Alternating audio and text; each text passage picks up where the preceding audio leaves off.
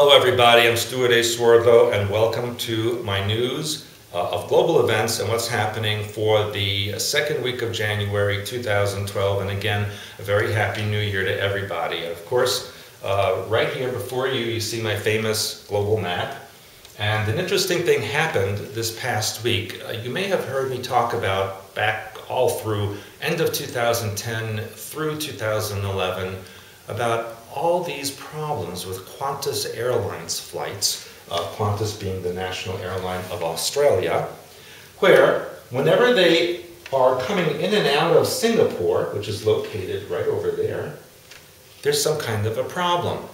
Just the other day, a flight that was going from London to Singapore encountered severe turbulence over India.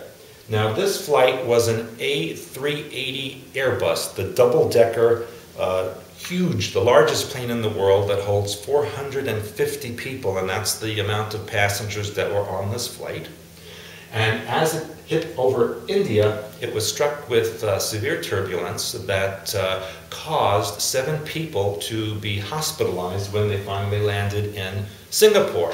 Now, last year, in 2011, there were a couple of flights to and from Singapore on Qantas where either a tire blew out upon landing, or an engine blew up in flight and they had to return, or something happened to the plane on the ground at Singapore airport and they could not take off and the passengers were stranded. And in this particular incident that happened the other day, the passengers were stranded for 24 hours before they were allowed to continue on to Sydney. So something's going on with Qantas and Singapore. Now, of course, I can't blame the ground crew in Singapore as they did last time, because this happened en route from London and occurred over India. But someone, maybe electromagnetically, had to have targeted the plane. India, as you know, has a population of over 1.1 billion people. The skies over India are filled with aircraft going to and from various locations in India. If there were issues or pockets of severe turbulence, the pilots would have known about it and would have avoided it and gone around it. Plus, I recently flew on 2 A380 Airbuses across Africa and the Middle East and Europe, and that's the smoothest ride I ever had, even in turbulent weather. So something's going on, and we need to keep our eye on Qantas and Singapore and see what's going on there. In other Asian news, we have the leader of Iran, Ahmadinejad, who is now on a jaunt visiting his friends in Venezuela. He's now on his way to Nicaragua for the presidential inauguration of Daniel Ortega, who is once again the president of Nicaragua. From there, he'll be visiting Cuba and Ecuador.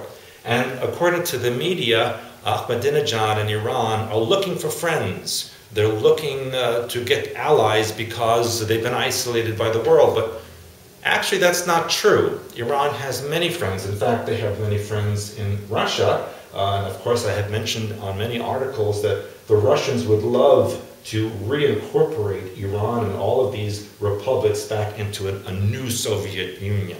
And I wrote about that on my news not too long ago. And we also have Brazil and Argentina leaning towards the Iranian, Russian, Syrian axis of allies, if you will, all against what they're calling the imperialism of the United States and Europe. So I think we're going to see some activities happen in Central and South America as a reaction to this visit. Of course, Iran says that their facilities for nuclear development are for medical purposes, but according to analysis, the depth and detail of the refinement of the nuclear material is much more than for medical purposes. And interestingly, just before he left on his trip, Ahmadinejad told leaders in Africa that he is very willing to share his nuclear information with them and help them develop nuclear facilities as well. Now, can you imagine a country like the Republic of the Congo or Sudan or Somalia to develop nuclear weapons.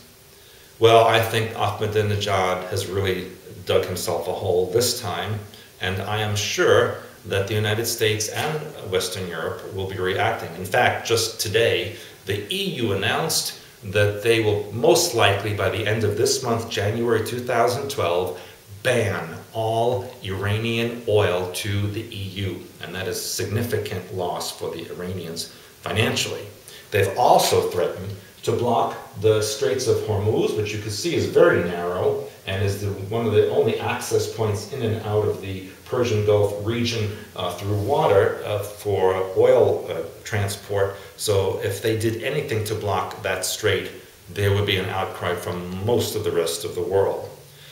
Also related to this story, and that's just very recently, is that the United States is sending thousands of US troops to Israel for joint military exercises. They're not using the word deployment.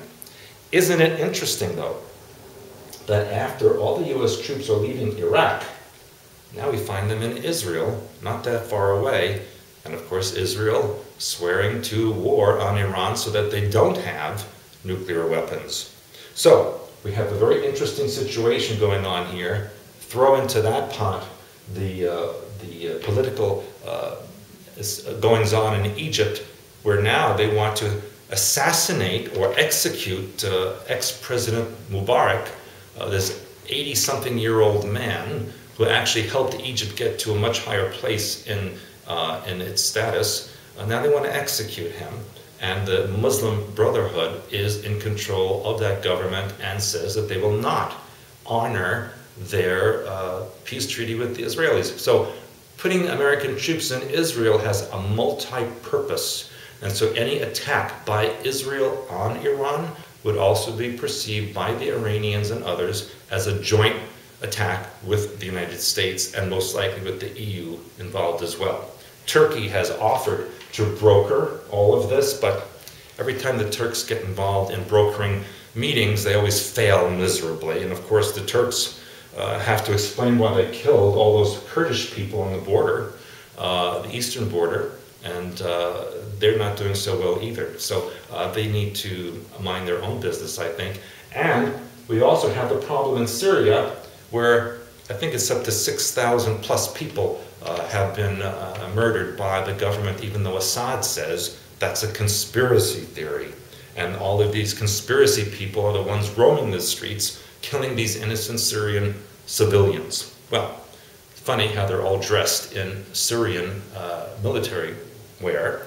And a defector from Syria who defected to Egypt said that the Syrians actually have underground areas underneath Damascus where they're holding many anti-government protesters, and actually have a cadre of people whom they pay up to $100 per day to go out and attack them in the streets. So, not so much of a conspiracy of that, is there?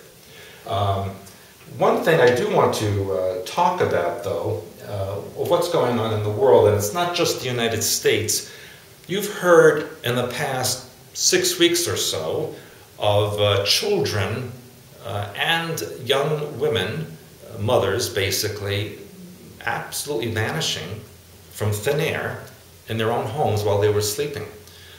This has been going on across many of the states in the US, and my understanding is it's also happening in parts of Europe and other areas in the world. The husbands, of course, are always targeted as being the suspect, but in many of these cases, they are not, they've been proven to not be suspects.